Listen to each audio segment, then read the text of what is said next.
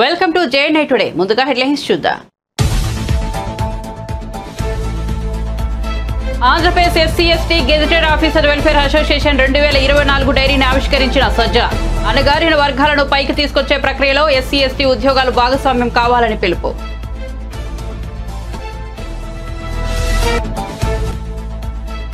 పవన్ కళ్యాణ్ సమక్షంలో పార్టీలో చేరిన జానీ మాస్టర్. కండువా కప్పి పార్టీలోకి ఆహ్వానించిన జనసేనాని. కొన్ని రోజులుగా ప్రజా సమస్యలపై పోరాడుతున్న కొరియోగ్రాఫర్.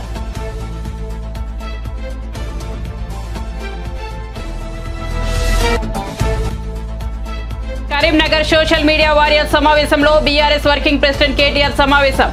రైతు బంధు పడలేదని ఎవడన్నా అంటే చెప్పు తీసి కొడతా అంటున్న కాంగ్రెస్ నాయకులను ఏం చేయాలో రైతులే ఆలోచించాలని వెల్లడి.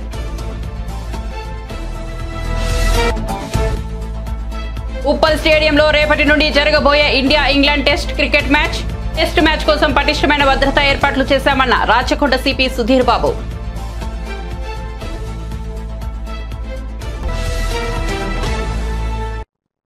ఇక వార్త వివరాల్లోకి వెళ్తే వైఎస్ఆర్ ఆశయాలు ఆలోచనలకు అనుగుణంగా పెట్టిన పార్టీ వైఎస్ఆర్ పార్టీ అని అణగారిన వర్గాలతో అసోసియేషన్ అవ్వడమే ప్రధాన లక్ష్యమని ఏపీ ప్రభుత్వ సలహాదారు సజ్జల రామకృష్ణారెడ్డి అన్నారు. బుధవారం ఆయన Andhra Pradesh ఎస్సీ/ఎస్టీ gazetted officers welfare association 2024 డైరీని ఆవిష్కరించారు. ఈ సందర్భంగా మాట్లాడుతూ సీఎం జగన్ అంబేద్కర్ విగ్రహం ఏర్పాటు చేసి తన చిత్తశుద్ధి నిరూపించుకున్నారన్నారు. పథకాలు సంస్కరణలో సీఎం జగన్ బడుగు బలహీన వర్గాలకు పెద్దపీట వేశారన్నారు. అణగారిన వర్గాలను పైకి తీసుకొచ్చే ప్రక్రియలో ఎస్సీ/ఎస్టీ ఉద్యోగులు భాగస్వామ్యం కావాలని పిలుపునిచ్చారు. గత ప్రభుత్వాలు వెనుకబడిన తరగతుల కోసం ఖర్చు చేసిందేమీ లేదన్నారు. సంపన్నులతో పోటీపడే స్థాయికి అన్ని వర్గాలను తీర్చిదిద్దిన ఘనత సీఎం జగన్కే దక్కిందన్నారు. సచివాలయ ఉద్యోగాల్లో 80% బీసీ, ఎస్టీ, ఎస్సీ దక్కాయన్నారు. మేనిఫెస్టోలో లేనివి కూడా సీఎం జగన్ అమలు చేశారని సజ్జల పేర్కొన్నారు. ఉపన్యాసంలో మీరు అంటరాంతరం ఈ రోజు రూపాలు మార్చుకొని డిఫరెంట్ రూపాల్లో ఉంది. దాన్ని బ్రేక్ చేయాలి. అంటరాంతరం వివిధ రూపాల నుండి పేదలకు అందుబాటులో లేకుండా ఏ సౌకర్యం నేను అంటరాంతరానికి మేము దూరం చేశాం, అస్పృశ్యతకు దూరము లేదా సమసమాజం దిశగా అడుగులు వేస్తున్నామంటే దొల్లతనమే అవుతుంది. అట్లా కాదు. వీళ్ళు అడుగుపెట్టిన విద్యాలయం కానీ ఆసుపత్రి కానీ లేదా వాళ్ళు నేను ఇంతకుముందు అన్నట్టు తమ జీవితాలను తమ సొంతంగా తాము నిర్దేశించుకునేట్టు బతకగలిగడానికి తగిన అవకాశాలు ఇవ్వడం కానీ ఇవన్నీ చేసినప్పుడే ఆ స్వేచ్ఛ స్వాతంత్రంగా వాళ్ళు ఎదగాలనుకున్నంత స్థాయికి ఎదిగేటట్టు హ్యాండ్ హోల్డింగ్ చేయొచ్చు, అవుతారు కూడా ఓవర్ ది పీరియడ్ అన్న విశ్వాసం ఏదైతే ఉందో దాంతో ఆయన చేపట్టిన చర్యల ఫలితమే ఈరోజు మనకు కనపడుతున్నాం. ఈ తేడా ఆ రోజుకి ఈరోజు. సో ఇవన్నీ మీరు గమనించాల్సిందిగా కోరుతూ చైతన్యవంతులైన అధికారులుగా మీరు కింద జనంలోకి తీసుకెళ్లాల్సిందిగా కోరుతూ మీ సమస్యలకు సంబంధించి రెగ్యులర్ నాయకులు ముఖ్యంగా సునీల్ కానీ రమణ కానీ వీళ్ళు టచ్లో ఉంటున్నారు. అరుణ్ కూడా తీసుకొస్తున్నారు. ఇప్పుడు మీరు అడిగినవి జెన్యూన్ ఇవి నేను వాటిని కూడా నా వంతు ప్రయత్నం చేసి వాటిని పరిష్కారం నేను ప్రయత్నం చేస్తాను. Correct. I wish you all the best. మీరు మీ కుటుంబాలు బాగుండాలి. మీరు మీ జాతి అభివృద్ధికి మీ శక్తి మేరకు మీ చుట్టూ ఉన్నవాళ్ళు మీ బంధువులు ఎవరైనా సరే కొంచెం కింద వాళ్ళు పైకి తీసుకోవడానికి ప్రయత్నం చేయండి. అలా చేయడం ద్వారా జగన్మోహన్ రెడ్డి గారు తలపెట్టిన యజ్ఞంలో మీరు కూడా పార్టిసిపేట్ నేను కోరుతూ సెలవు తీసుకుంటున్నాను. ఏపీలో పార్టీలు బీజేపీతో కుమ్మక్కై రాజకీయాలు చేస్తున్నాయని పీసీసీ అధ్యక్షురాలు షర్మిల ఆరోపించారు. విశాఖలో కాంగ్రెస్ కార్యకర్తల సమావేశంలో పాల్గొన్న ఆమె మరోసారి జగన్ పై విమర్శలు గుప్పించారు. ప్రతిపక్ష నేతగా హోదాపై పోరాటాలు చేసిన జగన్ అధికారంలోకి వచ్చాక రాష్ట్ర ప్రయోజనాలను బీజేపీ వద్ద తాకట్టు పెట్టారని విమర్శించారు. బీజేపీకి అసలు ఎవరికి కనిపించకుండానే తెర వెనకాలనే పొత్తులు పెట్టుకొని ఆంధ్ర రాష్ట్ర ప్రజలను మోసం చేసిందన్న మాట అవాస్తవం కాదు. ప్రతిపక్ష నాయకుడిగా జగనన్న గారు ఎన్నిసార్లు ప్రతిరోజు ప్రత్యేక హోదా గురించి మాట్లాడారు. ప్రతిపక్ష నాయకునిగా చంద్రబాబు గారు ముఖ్యమంత్రిగా ఉండగా ప్రతిపక్ష నాయకుడిగా జగనన్న గారు ఎన్నో నిరాహార దీక్షలు చేశారు స్పెషల్ స్టేటస్ కోసం. ఆ రోజు జగనన్న గారు అన్న మాట మూకుమ్మడిగా అందరు ఎంపీలు రాజీనామా చేద్దాం, అప్పుడు బీజేపీ పార్టీ ఎలా స్పెషల్ స్టేటస్ ఇవ్వదో చూద్దాం అన్నారు. ఆ తర్వాత ఎన్నికలు వస్తే స్పెషల్ స్టేటసే నినాదంగా తీసుకొని జగనన్న గారు మొత్తం ఎంపీలను నాకు ఇవ్వండి, నా ఎంపీలను గెలిపించండి, నా ప్రభుత్వాన్ని తీసుకురండి, కేంద్రంలో స్పెషల్ స్టేటస్ ఎలా రాదో చూద్దాము, కేంద్రం మెడలు వంచైనా సరే స్పెషల్ స్టేటస్ తీసుకొస్తామన్న మాట అవాస్తవమా? తీరా అధికారం లేకొచ్చినాక ఒక్కటంటే ఒక్కటైనా నిజమైన ఉద్యమం చేశాడా జగనన్న గారు? ఒక్కసారంటే ఒక్కసారైనా బీజేపీని నిలదీయడం కాదు కదా, కనీసం మాట వరుసకైనా స్పెషల్ స్టేటస్ ఏదండి అని ఒక్కసారైనా అడిగిన పాపాన పోలేదు. అసలు స్పెషల్ స్టేటస్ మనకు లేదు కదా, ఇప్పుడు స్పెషల్ ప్యాకేజీ కూడా లేదు. ఏమొచ్చింది విశాఖపట్నంకి? విశాఖపట్నం స్పెషల్ రైల్వే జోన్ చేస్తామన్నారు, ఇచ్చారా? ఉత్తరాంధ్రకు స్పెషల్ ప్యాకేజ్ అన్నారు, ఇచ్చారా? శుభ్రంగా ఉన్న ఉక్కు ఫ్యాక్టరీ, వైజాగ్ స్టీల్ ఫ్యాక్టరీ, అసలు వైజాగ్కే తలమానికం, అలాంటి దాన్ని తీసుకెళ్లి ఇప్పుడు సర్వనాశనం చేస్తున్నారు. ఇక్కడే ఉంది గన్నవరం పోర్టు. రాజశేఖర రెడ్డి గారు ఉన్నప్పుడు గన్నవరం పోర్టు ప్రభుత్వానికి కూడా ఒక స్టేక్ ఉండాలి అని చెప్పి రాజశేఖర రెడ్డి గారి ఆలోచన చేస్తే 30 ఏళ్ల తర్వాత మళ్ళీ గన్నవరం పోర్టు ప్రభుత్వం చేతుల్లోకి రావాలి అని రాజశేఖర రెడ్డి గారి దాన్ని అలా డిజైన్ చేస్తే ఇప్పటికే 15 సంవత్సరాలు అయిపోయింది. రాజశేఖర రెడ్డి గారు ఉంటుంటే ఆయన ప్లానే కనుక అమలై ఉంటే ఇంకొక 15 ఏళ్లకు ఆ గన్నవరం పోర్టు మళ్ళీ ప్రభుత్వం చేతికి వచ్చేది. అలాంటిది ఆయన కొడుకై ఉండి జగన్మోహన్ రెడ్డి గారు ఏం చేశారు? కేవలం 600 కోట్ల రూపాయలకు అదానికి మొత్తానికి అంటగట్టేశారు కదా గన్నవరం పోర్టు. ఇప్పుడు ప్రభుత్వానికి ఏ స్టేకు లేదు, ప్రభుత్వం చేతికి ఎప్పటికీ రాదు, పూర్తిగా అప్పనంగా అప్పగించేశారు. ఎవరి సొమ్మును అప్పగించారు? ప్రజల సొమ్ము కాదా? ఆంధ్ర రాష్ట్ర ప్రజల సొమ్ముని, ఆంధ్ర రాష్ట్ర ప్రజలని తాకట్టు పెట్టినట్టు కాదా? వీళ్ళ కుమ్మక్కు రాజకీయాల కోసం ఆంధ్ర రాష్ట్ర ప్రజలను తాకట్టు పెట్టారు. ఇది వాస్తవం వాస్తవం వాస్తవం. రాజశేఖర రెడ్డి గారు ముఖ్యమంత్రి ఉండగా 3 మిలియన్ టన్నులున్న ప్రాజెక్టుని రాజశేఖర రెడ్డి గారు 7.5 మిలియన్ టన్నుల ప్రాజెక్టుగా చేస్తే ఇప్పుడేమో ఇప్పుడున్న ప్రభుత్వాలు, రాష్ట్ర ప్రభుత్వాలు, కేంద్ర ప్రభుత్వాలు మొత్తం ప్రాజెక్టునే నిర్వీర్యం చేస్తున్నాయి. కనీసం లాభాలు రాకుండా, కనీసం ఆ ఉన్న వాళ్ళకి కనీసం ఈ భూములు మిగులుతాయని కానీ, కంపెనీ మిగులుతుందని కానీ భరోసా ఈరోజు లేదు అంటే అది కేంద్ర రాష్ట్ర ప్రభుత్వాల వైఫల్యాలు కాదా? కాంగ్రెస్ పార్టీ అధికారం లేకొచ్చిన రోజున రాహుల్ గాంధీ గారు మొట్టమొదటి వాగ్దానం, మొట్టమొదటి సంతకం ప్రత్యేక హోదా మీద ఫైల్ మీదనే పెడతానన్న. అందుకే మరొక్కసారి కాంగ్రెస్ పార్టీలో ఉన్న కార్యకర్తలందరూ, నాయకులందరూ ఈరోజు సైనికులుగా పనిచేయాల్సిన అవసరం ఉంది. అప్పుడు చూద్దాం ఎందుకు కాంగ్రెస్ పార్టీ అధికారంలోకి రాదో, అప్పుడు చూద్దాం ఎందుకు మనకు స్పెషల్ స్టేటస్ రాదు. ఈ ఎన్నికల కోసం ఇంతగా పని చేయడానికి, ఎంత దూరమైనా పని చేయడానికి నేను రెడీ. మీరు రాజ్యసభ ఎన్నికల కోసమే తన రాజీనామాను ఇప్పుడు ఆమోదించారని టీడీపీ నేత గంటా శ్రీనివాసరావు ఆరోపించారు. విశాఖలో ఆయన మాట్లాడారు. తనపై ఉన్న కేసుల వల్లే విశాఖ స్టీల్ ప్లాంట్ కోసం ప్రధానితో జగన్ మాట్లాడలేదన్నారు. ఆయన చిత్తశుద్ధితో ప్రయత్నిస్తే స్టీల్ ప్లాంట్ కు ఈ పరిస్థితి వచ్చేది కాదని చెప్పారు. తెలుగు వాడికి ఒక ఆత్మగౌరవం, దీన్ని ఎట్టి పరిస్థితుల్లో కూడా ప్రైవేట్ చేయడానికి వీల్లేదు. మీరు మైన్స్ అలొకేట్ చేయండి, లేకపోతే ఇంకేదైనా ఆల్టర్నేటివ్ దానికి సొల్యూషన్ చెప్పండి, ఫైనాన్షియల్ అసిస్టెన్స్ ఇవ్వండి అని చెప్పని ముఖ్యమంత్రి హోదాలో ఏ రోజున ఒక్కసారైనా మోడీ గారిని అడుగుంటే ఈరోజు ఈ పరిస్థితి వచ్చి ఉండేది కాదు. ఎక్కడా దీంట్లో కండిషన్స్ కానీ లేకపోతే ఇంకోటి లేకుండా ఏదైతే వాళ్ళు కావాలన్నారో ఆ విధంగా వాళ్ళు కోరుకున్న ఫార్మెట్లో తెలుగు, ఇంగ్లీష్ అన్ని భాషల్లో కూడా వాళ్ళకి ఆ రాజీనామా పత్రాన్ని సమర్పించడం జరిగింది. అంటే ఎగ్జాక్ట్గా 21 ఫిబ్రవరి 12 అంటే 2 సంవత్సరాల 11 నెలల, మరి దాదాపు ఇంకొక 15-20 డేస్లో 3 ఇయర్స్ కంప్లీట్ అవుతుంది నేను రాజీనామా చేసి. అంటే ఈ 3 ఇయర్స్లో మధ్యలో ఆయన పర్సనల్గా కలిసాం, ఆయన ఇంటికి వెళ్ళి ఫోన్ ద్వారా రిక్వెస్ట్ చేసాం. కాకపోతే అక్కడ స్పీకర్ గారు కూడా ఆయన హెల్ప్లెస్నెస్ తెలియజేశారు. ఆయన చేతిలో ఏముంది మన అందరికీ తెలిసిన విషయమే. ఏం చేయాలన్నా మళ్ళీ ముఖ్యమంత్రి గారి దానికి కన్సెంట్ ఇవ్వాలి. స్పీకర్ గారు సర్వస్వతంత్రులు యాక్చువల్గా అయితే, కానీ ఈ సిస్టంలో స్పీకర్ గారి చేతిలో ఏమి లేకుండా అది కూడా ముఖ్యమంత్రి గారు కనుసన్నల మేరకు నడుచుకునే సిస్టమ్ ఈరోజు ఈ రాష్ట్రంలో నడుస్తుంది. కాబట్టి స్పీకర్ గారు ముఖ్యమంత్రి గారి ఆదేశాలు లేవని చెప్పని ఆయన రాజీనామాని ఆమోదించలేదు. Okay right, ఆమోదించలేదు. మీకు రకరకాల కారణాలు, ఎందుకంటే ఆ రాజీనామా ఆమోదిస్తే బై ఎలక్షన్లు వస్తాయి. బై ఎలక్షన్లు వస్తే స్టీల్ ప్లాంట్ కోసం రాజీనామా చేసిన దీని మీద ఇక్కడ పోటీ చేస్తే ఆ మ్యాండేట్ ఎలా ఉంటుందో జగన్మోహన్ రెడ్డి గారికి బాగా తెలుసు.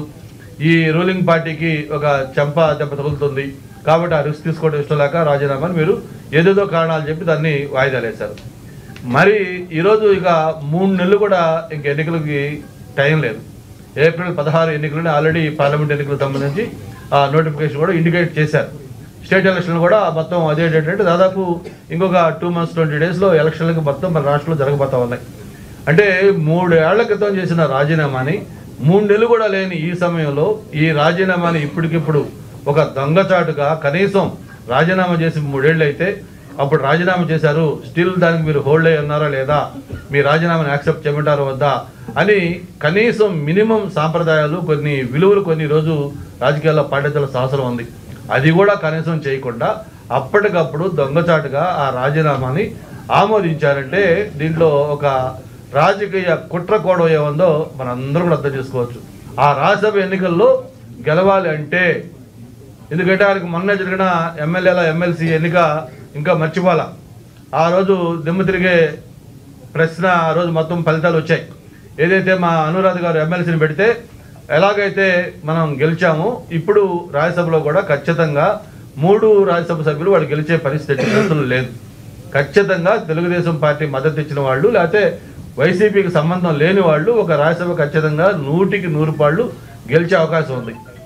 అందుకే ఈరోజు దాన్ని అడ్డుకోవాలి. ఎలాగైనా సరే రాజ్యసభలో 3 సీట్లు గెలుచుకోవాలంటే తెలుగుదేశం పార్టీకి సంబంధించిన బలం తగ్గించాలి. ఒక్క ఓటైనా తగ్గించగలిగితే మనం దీనికి సక్సెస్ అయినటువంటి ఉద్దేశంతో అప్పటికప్పుడు హడావుడిగా ఈ రాజీనామాని యాక్సెప్ట్ చేసి మేమందరం కూడా నిన్న టీవీలో వస్తూ చూసాం. నోటిఫికేషన్ కూడా ఇచ్చేశారు దీన్ని ఆల్రెడీ. మొత్తం నేను యాక్సెప్ట్ చేయటం వెంటనే ఆ అసెంబ్లీ సీటు ఖాళీ అయిపోయినట్టుగా దీన్ని నోటిఫికేషన్లో కూడా పెట్టేయడం జరిగింది. ప్రముఖ కొరియోగ్రాఫర్ షేక్ జానీ మాస్టర్ జనసేన పార్టీలో చేరారు. బుధవారం మంగళగిరి జనసేన కేంద్ర కార్యాలయంలో పార్టీ అధ్యక్షుడు పవన్ కళ్యాణ్ సమక్షంలో ఆయన పార్టీలో చేరారు. పవన్ కళ్యాణ్ ఆయనకు కండువా కప్పి జనసేనలోకి ఆహ్వానించారు. ఈ సందర్భంగా షేక్ జానీ మాస్టర్ జనసేనానికి ఖురాన్ను బహూకరించారు. నెల్లూరు జిల్లాకు చెందిన జానీ మాస్టర్ కొన్ని రోజులుగా అక్కడే ఉండి విస్తృతంగా పర్యటిస్తున్నారు. ప్రజా సమస్యలపై పోరాడుతూ సామాజిక సేవా కార్యక్రమాల్లో చురుగ్గా పాల్గొంటున్నారు. అవసరమైన వారికి ఆర్థిక సాయం అందిస్తున్నారు. దీంతో ఆయన రాజకీయాల్లోకి వస్తారనే ప్రచారం జోరుగా సాగింది. అదే సమయంలో ఆయన నేడు జనసేనలో చేరారు.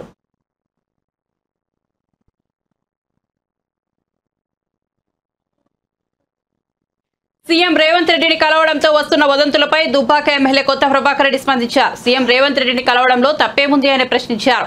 తనపై హత్యాయత్నం జరిగిన తర్వాత కూడా తన గన్మెన్లను కుదించడం పట్ల వారి పనివేళలో మార్పుల పట్ల రాష్ట్ర ఇంటెలిజెన్స్ ఐజీని కలిశానని ఆయన తెలిపారు. అదే విషయమై ముఖ్యమంత్రిని కలిశానని వివరించారు. హైదరాబాద్ లోని తెలంగాణ భవన్లో నిర్వహించిన ప్రెస్ మీట్ లో Patancheru MLA Gudem Mahipal Reddy, Narsapur MLA Sunitha Laxmareddy, Zaheerabad MLA Manik రావుతో కలిసి కొత్త ప్రభాకర్ రెడ్డి మీడియాతో మాట్లాడారు. జనరల్ గా పోయినాము. మాకు కాన్స్టిట్యున్సీకి సంబంధించి నేను మొన్నటి వరకు 10 ఏళ్లు ఎంపీగా పనిచేసిన. మాకు మొత్తం జిల్లాలో ఎక్కడెక్కడ ఏం సమస్యలు ఉన్నాయి ఆ సమస్యల మీద నలుగురం కలిసి పోయినాము. మాకు కూడా తెలుసు ఏ కాన్స్టిట్యున్సీలో ఏ ఇబ్బందులు ఉంటాయి. పోయి మరి మా కాన్స్టిట్యున్సీలో ఈ ఇబ్బందులు ఉన్నాయి. నాకు మొన్న దుబ్బాక ఎమ్మెల్యే నిలబడ్డా. మరి దుబ్బాకలో నాకు ఒకటి మరి రెవెన్యూ డివిజన్ కావాలి, కొన్ని రోడ్లకు డబ్బులు కావాలి. ఇవన్నీ ఇవ్వాలని చెప్పి మరి నేను గౌరవ ముఖ్యమంత్రి గారిని రేవంత్ రెడ్డి గారిని కలిస్తే దాన్ని పెద్ద రాజకీయం చేసి పార్టీలకు వెళ్ళి పోతున్నారు. ఏమో అవుతుంది, ఎందుకు పోతామా మేము పార్టీ? కాంగ్రెస్ పార్టీ అంటే అది ఎండికేల పార్టీ. గిల్లకెళ్ళి మేము గల్లకి ఎందుకు పోతాం? ఉద్యమంలో ఉన్నప్పటి నుంచి డే 1 నుంచి 2001 నుంచి మేము పోరాటం చేసి తెలంగాణ తెచ్చుకున్నాము. మా మెదక్ జిల్లా అంటే ఉద్యమాల గడ్డ. గిల్లకెళ్ళి మేము గల్లకెందుకు పోయి కాంగ్రెస్ పార్టీలో పోతామా? ఇప్పుడు సమస్యల మీద పోవాలి కదా. మాకు ప్రజలు గెలిపించారు, మన 54,000 మేడతో గెలిపించారు. వారికి ఎన్నో సమస్యలు ఉన్నాయి. మరి సమస్యల మీద మొన్న నేను పోయి కోమటిరెడ్డిని కలిసి మాకు R&B రోడ్లు ఉన్నాయి, రోడ్లు కావాలని అడిగినాను. మరి అదేవిధంగా ఉత్తమ్ కుమార్ రెడ్డిని కలిసినాను. మల్లన్న సాగర్ వాటర్ ఉన్నది, మా కాలువలకు నీళ్లు వస్తలేవు, రైతులు బాధపడుతున్నారు, మరి మాకు నీళ్లు ఇవ్వాలి. ఇంతకు ముందు మా రైతులు ఒక ఫోన్ కాల్ కొడితే మరి అప్పటి ఉన్న ఇరిగేషన్ మంత్రి గారు మెసేజ్ పంపిస్తే తెల్లార వరకల్లా కాలువలలో నీళ్లు ఉంటుండే. ఇలా 15 రోజులు అవుతుంది నేను ఇలా ఉత్తమ్ కుమార్ రెడ్డిని కలిసి. ఈ రోజు వరకు కూడా మరి నీళ్లు ఇవ్వలేకపోతుండే. ఈ రోజు వచ్చి మరి కొండా సురేఖ గారు వచ్చి ఇలా మా దగ్గర దుబ్బాకల ప్రోగ్రామ్ చేస్తున్నది. దానికి ప్రోగ్రామ్ కు మాకు ఎవరు చెప్పాలి? అధికారులు చెప్పాలి. ఇవాళ ఎవరు మా వాళ్ళ కాంగ్రెస్ పార్టీ ఇన్ఛార్జీలు ఇలా వాట్సాప్లలో పెట్టి మా మంత్రి గారు వస్తున్నారని చెప్పి వాళ్ళు ఇలా కింద ఎవరి పేర్లు ఉన్నాయి? పూజల హరికృష్ణ మన సిద్దిపేట నుంచి ఓడిపోయిన ఎమ్మెల్యే అయిన సిద్దిపేట నుంచి ఓడిపోయిన ఎమ్మెల్యే పేరు పెట్టి దీన్ని రిలీజ్ చేస్తారు. ఇంకోటి చెరుకు శ్రీనివాస్ రెడ్డి మన దుబ్బాక ఎలక్షన్ లో నా మీద డిపాజిట్ కోల్పోయిన ఎమ్మెల్యే వచ్చి ఆయన ఇవాళ ప్రోటోకాల్ మెయింటైన్ చేస్తున్నాడు. ఇలా ఆయన ప్రోగ్రామ్ కండక్ట్ చేస్తున్నాడు. ఇక పోతే మరి అధ్యక్షుడు మరి ఏదైనా ప్రోగ్రామ్ చేస్తే ఎమ్మెల్యే గారు సభాధ్యక్షులు ఉంటారు. ఇలా మా పేరేమున్నది ఇక్కడ కొండ సురేఖ తర్వాత 4 మంత్రులు కింద 4వ ప్లేసుల్లో 5వ ప్లేసుల్లో ఎమ్మెల్యే పేరు ఉన్నది.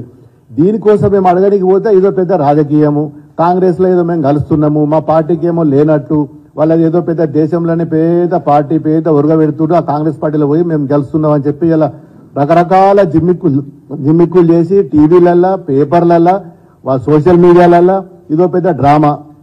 మరి మాకు ఏం అవసరము, మేము ఎందుకు పోతాము? మరి ముఖ్యమంత్రి అన్నప్పుడు మేము అందరి దగ్గర పోతాము, అందరు మంత్రుల దగ్గర పోయినాము. నేను 2 సార్లు ఎంపీ ఉన్న ప్రధానమంత్రిని కలిసిన, మంత్రులను కలిసినాము, రాష్ట్రానికి రావాల్సిన రైల్వే గురించి రైల్వే మంత్రులను కలిసినాము, హైవే గురించి నేషనల్ హైవే మంత్రి నితిన్ గడ్కరీని కలిసినాము, మరి సివిల్ సప్లై ఫుడ్ కార్పొరేషన్ మంత్రులను కలిసినాము. ఏ రోజు కూడా ఢిల్లీలో ఉన్నన్ని రోజులు మేము మంత్రులను కలిసి మాకు రావాల్సిన మరి తెలంగాణ రాష్ట్రానికి మా నియోజకవర్గం రావాల్సిన నిధుల గురించి కొట్లాడినాము. సీఎం రేవంత్ రెడ్డి ప్రజాకర్షక పాలన చూసి కేటీఆర్ తట్టుకోలేకపోతున్నాడని మాజీ ఎమ్మెల్యే జగ్గారెడ్డి ఘాటు వ్యాఖ్యలు చేశారు. ఆయన గాంధీభవన్లో మీడియాతో మాట్లాడుతూ తమ గతం గురించి మాట్లాడితే తాము కూడా గత బీఆర్ఎస్ ప్రభుత్వం చేసిన అరాచకాలు అవినీతిపై బరాబర్ మాట్లాడతామని అన్నారు. గతంలో సీఎంలుగా చేసిన వారు పలు పార్టీలు మారలేదా అని ప్రశ్నించారు. సీఎం రేవంత్ రెడ్డి కూడా పార్టీలు మారాడని, అయితే అందులో తప్పు పట్టాల్సిన అవసరం ఏముందని ప్రశ్నించారు. కేటీఆర్ ప్రతి విషయాన్ని రాజకీయ కోణంలో చూడడం మానేయాలని హితవు పలికారు. ప్రతిపక్షంలో ఉన్న ఎమ్మెల్యేలు సీఎం కలవద్దు అనే రూల్ లేదని, ఒకవేళ కలిసినా అందులో తప్పేముందని అన్నారు. సమైక్య రాష్ట్రంలో వైఎస్ రాజశేఖర రెడ్డి ముఖ్యమంత్రిగా ఉన్నప్పుడు ప్రతిపక్షంలో ఉన్న బీజేపీ ఎమ్మెల్యేలు కిషన్ రెడ్డి, బండారు దత్తాత్రేయ సీఎంను కలవడానికి వచ్చేవారని గుర్తు చేశారు. సమైక్య రాష్ట్రంలో ఉన్న స్నేహపూరిత సాంప్రదాయాన్ని సీఎం రేవంత్ రెడ్డి కొనసాగించడం అభినందనీయమని జగ్గారెడ్డి అన్నారు. మంత్రుల యొక్క అవినీతి యొక్క పరిపాలన మీద, ప్రజలు పడుతున్న ఇబ్బందుల మీద ఏ రాష్ట్రం అయితే రాహుల్ గాంధీ గారు పర్యటిస్తున్నారో, యాత్ర చేస్తున్నారో, భారత్ న్యాయ యాత్ర, ఆ రాష్ట్రంలో రాహుల్ గాంధీ గారు చాలా స్పష్టంగా ఈ రాష్ట్రంలో ఈ ముఖ్యమంత్రి, ఈ బీజేపీ ముఖ్యమంత్రి పరిపాలన బాగలేదు, బీజేపీ ప్రధానమంత్రి యొక్క మోడీ యొక్క పరిపాలన బాగలేదు, 9 ఏళ్ల కాలంలో 10 ఏళ్ల కాలంలో అందులో కులాలు అన్ని కులాలు అన్ని మతాలకు సంబంధించిన ప్రజలందరూ కూడా కలుస్తున్నాడు. చిన్నపిల్లలను, మహిళలను, వృద్ధులను అందరూ కూడా కలుస్తున్నాడు. దాని ఉద్దేశం ఏంది? మనమందరము సంఘటితంగా ఉండాలి, ఐక్యంగా ఉండాలి. మనము వాళ్ళకున్న ఇబ్బందులు తెలుసుకుంటున్నాడు. పోయి రాహుల్ గాంధీ గారు ఏం చేస్తున్నారంటే, వారు రాహుల్ గాంధీ గారి దృష్టిలో లేని ప్రజా సమస్యలు తెలుసుకునే ప్రయత్నంలోనే ఈ జోడో యాత్ర, ఈ ప్రజా న్యాయ యాత్ర, ఇవన్నీ ఏంటి, అన్ని తెలుసుకోవడానికి రాహుల్ గాంధీ గారు ప్రజల మధ్యలోకి వెళ్తున్నారు. ఇప్పుడు మణిపూర్ ఉంది, మణిపూర్ ల్యాండ్ ఆర్డర్ ప్రాబ్లం కొన్ని నెలలకి మధ్యలో మనం చూస్తున్నాం. దాడులు, అక్కడ పోలీస్ ఫైటింగ్లు జరుగుతున్నాయి. అక్కడ ప్రభుత్వం, కేంద్ర ప్రభుత్వం, బీజేపీ ప్రభుత్వం పట్టించుకుంటలేదు. ఇట్లా ఒక మాట మళ్ళీ చెప్తున్నా, అపోజిషన్ పార్టీ ఎమ్మెల్యేలు ఏ గవర్నమెంట్ ముఖ్యమంత్రి ఉంటే కలవద్దు అని రూల్ లేదు. గతంలో సమైక్య రాష్ట్రంలో నేను ముఖ్య రాజశేఖర రెడ్డి గారు, రోషే గారు, ఎవరు కిరణ్ కుమార్ రెడ్డి గారి దగ్గర చూసినా కదా, బండారు దత్తాత్రేయ గారు, కిషన్ రెడ్డి గారు సీఎంలో కలవడానికి వస్తుండే అప్పుడు సమైక్య రాష్ట్రంలో. మరి ఆ రోజు కిషన్ రెడ్డి, దత్తాత్రేయ కాంగ్రెస్ లో కలిసినట్ట? మరి అట్లా కాదు కదా. అట్లా ముఖ్యమంత్రులు ఉన్నప్పుడు రూలింగ్ పార్టీ ఎమ్మెల్యేలు కలుస్తారు, అపోజిషన్ పార్టీ ఎమ్మెల్యేలు కలుస్తారు. సమైక్య రాష్ట్రంలో సాంప్రదాయాన్ని ఇప్పుడు సీఎం రేవంత్ రెడ్డి కొనసాగిస్తున్నాడు. మీ 9 ఏళ్ల కాలంలో అటు కాంగ్రెస్ కు మన టీఆర్ఎస్ కు అలవాట్లేదు, ఇప్పుడు బీజేపీకి సంబంధించిన. అట్లాంటి గతంలో కిషన్ రెడ్డి చాలా సందర్భాల్లో కేసీఆర్ కలిసిండు. దానికి జవాబు ఎప్పుడు నేను మళ్ళీ మీకు జవాబు చెప్తాం. గతంలో కిషన్ రెడ్డి కేసీఆర్ ముఖ్యమంత్రిని కలవలేదా? మరి కలిసినప్పుడు దానికి జవాబు చెప్పండి, మేము దేనికైనా జవాబు చెప్తాం. ఎవరు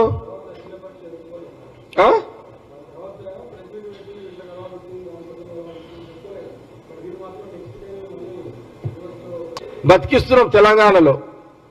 వాళ్ళు చంపిన తెలంగాణలో రాష్ట్ర విభజనలో వాళ్ళు చంపిన ప్రజాస్వామ్యాన్ని మళ్ళా కాంగ్రెస్ పార్టీ అధికారం వచ్చిన తర్వాత మళ్ళీ మేము కాంగ్రెస్ పార్టీ అధికారం వచ్చిన తర్వాత మళ్ళా ప్రజాస్వామ్యానికి ప్రాణం పోసినాము, ఊపిరి పోసినాము, మళ్ళా బతికిచ్చినాం మేము.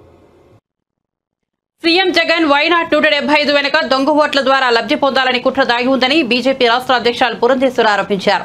విజయవాడలో గావుచలో అభియాన్ను ఆమె ప్రారంభించారు. ఓటర్ల జాబితాలో వైఎస్ఆర్సీపీ ఎన్నో అక్రమాలకు పాల్పడుతోందన్నారు. అవకతవకలు వాళ్ళు చూసినట్లయితే మనం కంప్లైంట్ చేసాం, ఒక ఫిర్యాదు చేసాం మనం సెంట్రల్ ఎలక్షన్ కమిషన్కి. పెద్ద ఎత్తున ఓటర్ లిస్టులో ఉన్నటువంటి ఓటర్ల పేర్లు గల్లంతు చేయడం, లేనటువంటి వారి పేర్లు చేర్చడం, ఇవన్నీ కూడా రుజువులతో సహా ఏ విధంగా ఎపిక్ కార్డ్స్ ఏవైతే ఉంటాయో, ఓటర్ ఐడెంటిటీ కార్డ్ ఏదైతే ఉంటుందో దాన్ని కూడా దొంగచాటుగా వాటిని డౌన్లోడ్ చేసి వాటిలో ఆ ఫోటోలు మార్చేసి తిరుపతిలో అయితే 35,000 దొంగ ఓట్లు వేయించుకున్నటువంటి పరిస్థితి. కనుకనే పదే వైనాట్ 175 అని ఏదైతే నినాదం వైఎస్ఆర్సీపీ తీసుకుందో దీన్ని దృష్టిలో పెట్టుకునే ఈ రకంగా మనం దొంగ ఓట్లు వేయించుకోవచ్చు అన్న ధైర్యంతో వాళ్ళు ఆ నినాదం ఇచ్చారని చెప్పి మనం అందరం కూడా విశ్వసించవలసినటువంటి పరిస్థితి ఏర్పడింది. కానీ సెంట్రల్ ఎలక్షన్ కమిషనర్ గారికి ఎప్పుడైతే మనం ఫిర్యాదు చేశామో వెంటనే దాని మీద ఎంక్వైరీ చేయటం, ఒక ఐఏఎస్ ఆఫీసర్ని కూడా సస్పెండ్ చేయటం జరిగింది. అది భారతీయ జనతా పార్టీ విజయం. అది దాని రుజువులతో సహా మనం ఇవ్వగలిగాము సెంట్రల్ ఎలక్షన్ కమిషనర్కి. కనుకనే వారు చర్యలు కూడా తీసుకోగలిగారు. అయితే ఇప్పుడు వచ్చినటువంటి నిబంధనలో కొన్ని ఇబ్బందులు ఉన్నాయనేది భారతీయ జనతా పార్టీ పరిగణిస్తుంది. ఎందుకంటే 80 సంవత్సరాలు పైబడినటువంటి ఓటర్లు ఎవరైతే ఉన్నారో వారి ఇంటి దగ్గర నుండే ఓటింగ్ చేయొచ్చు అనేటువంటి ఒక కొత్త నిబంధన ఇవాళ వచ్చింది మన నిన్న మొన్న చూసినట్లయితే. కానీ భారతీయ జనతా పార్టీ ప్రశ్నించేది ఏమిటంటే, ఎవరు వేయించుతారు ఈ ఓట్లు? వాలంటీర్లు వేయించుతారా? వాలంటీర్లు వేయించేటట్టయితే మనందరికీ తెలుసు అది ఏ రకంగా ఉంటుందో. అది దొంగ ఓటుగా మనం ఎట్లా పరిగణించవచ్చో మనం అందరికీ తెలియనటువంటి విషయం కాదు. కనుక దీనిని ఖచ్చితంగా Bharatiya Janata Party chief election commissioner దృష్టికి తీసుకుని వెళ్ళి ఈ వాలంటీర్ మాధ్యమంగా జరిగేటట్టయితే దీన్ని మనం యాక్సెప్ట్ చేసేటువంటి పరిస్థితి లేదు అని చెప్పి ఖచ్చితంగా వారికి తెలియజేస్తాం. మనం దేశవ్యాప్తంగా చేస్తున్నాం కదా అంటే దేశవ్యాప్తంగా వాలంటీర్ వ్యవస్థ లేదే, మన రాష్ట్రంలో ఉన్నది. ఓటర్ల బదిలీ, ఇప్పుడు కొంతమంది వైఎస్ఆర్సీపీ అభ్యర్థులు ఎవరైతే ఉన్నారో వారిని ఒక నియోజకవర్గం నుండి ఇంకో నియోజకవర్గానికి మార్చినటువంటి పరిస్థితి మన రాష్ట్రంలో చూస్తున్నాం. కానీ వారేం చేస్తున్నారు, వారికి చాలా దగ్గరైనటువంటి ఓటర్లు ఎవరైతే ఉన్నారో అది 10,000 మంది కావచ్చు, 15,000 మంది కావచ్చు, వాళ్ళ ఓటు కూడా వారు మార్చుకోవచ్చు అనేటువంటి నిబంధన ఏదైతే ఉందో దాన్ని వినియోగించుకుని వారికి అనుకూలమైనటువంటి వారిని అందరినీ కూడా పాత నియోజకవర్గం నుండి ఇవాళ కొత్త నియోజకవర్గంలో వారిని అందరినీ కూడా నమోదు చేసేటువంటి ప్రక్రియ ఇవాళ వారు చేస్తున్నారు. దీన్ని కూడా భారతీయ జనతా పార్టీ ఆక్షేపిస్తుంది. ఎందుకంటే ఎప్పుడైతే ఆ రకంగా చేస్తారో మరి మనందరికీ తెలుసు ఫలితాలు ఎలా వస్తాయన్నది. కనుక దీన్ని కూడా భారతీయ జనతా పార్టీ ఆక్షేపిస్తుంది. ఇది కూడా సెంట్రల్ ఎలక్షన్ కమిషన్ దృష్టికి తీసుకువెళ్ళాలి అని చెప్పి నిర్ణయించడం జరిగింది. ఎన్నికలు చేరువవుతున్నటువంటి సందర్భంలో ఓటర్ తిరుమల శ్రీవారిని టీమిండియా మాజీ క్రికెటర్ కృష్ణమాచారి శ్రీకాంత్ దర్శించుకున్నారు. వీఐపీ ప్రారంభ దర్శన సమయంలో ఆయన సతీ సమేతంగా స్వామివారి సేవలో పాల్గొన్నారు. టీటీడీ ఆలయ అధికారులు ఆయనకు స్వాగతం పలికి దర్శన ఏర్పాట్లు చేశారు. దర్శనానంతరం స్వామివారి తీర్థ ప్రసాదాలను అందజేశారు.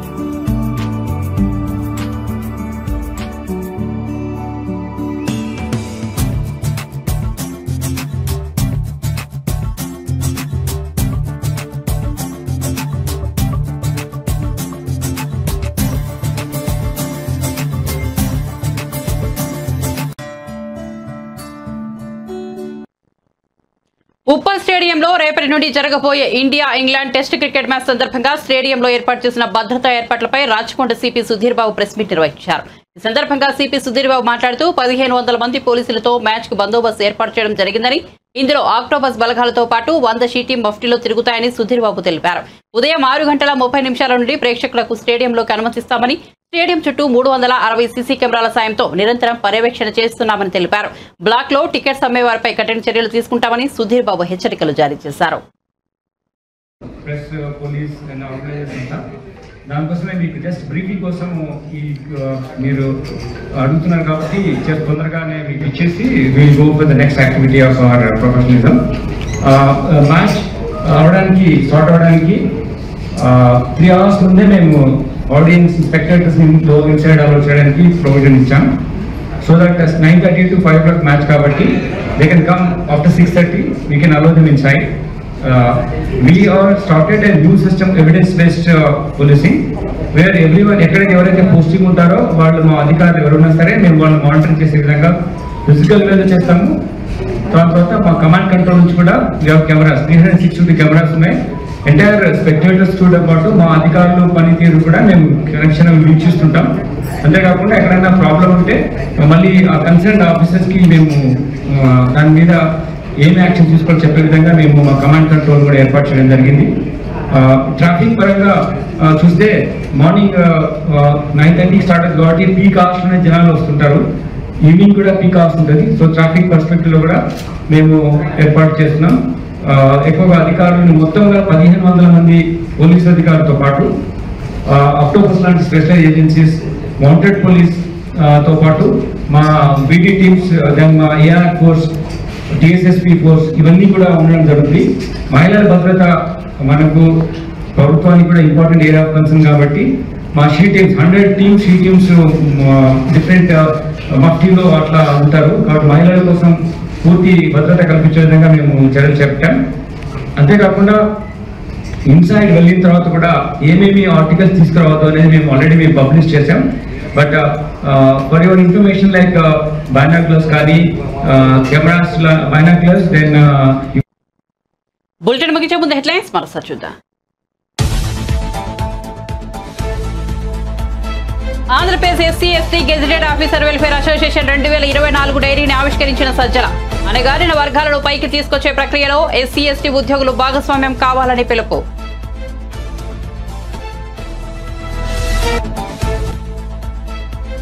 పవన్ కళ్యాణ్ సమక్షంలో పార్టీలో చేరిన జానీ మాస్టర్. కండువా కప్పి పార్టీలోకి ఆహ్వానించిన జనసేనాని.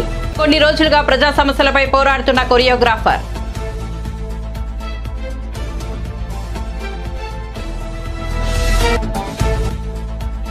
కరీంనగర్ సోషల్ మీడియా వారియర్స్ సమావేశంలో బీఆర్ఎస్ వర్కింగ్ ప్రెసిడెంట్ కేటీఆర్ సమావేశం. రైతు బంధు పడలేదని ఎవడన్నా అంటే చెప్పు తీసి కొడతా అంటున్న కాంగ్రెస్ నాయకులను ఏం చేయాలో రైతులు ఆలోచించాలని వెల్లడి.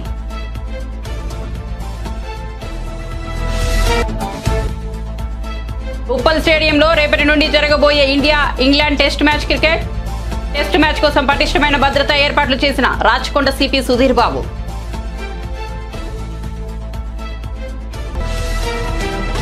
మరిన్ని అప్డేట్స్ కోసం చూస్తూనే ఉండండి జై నైట్ టుడే.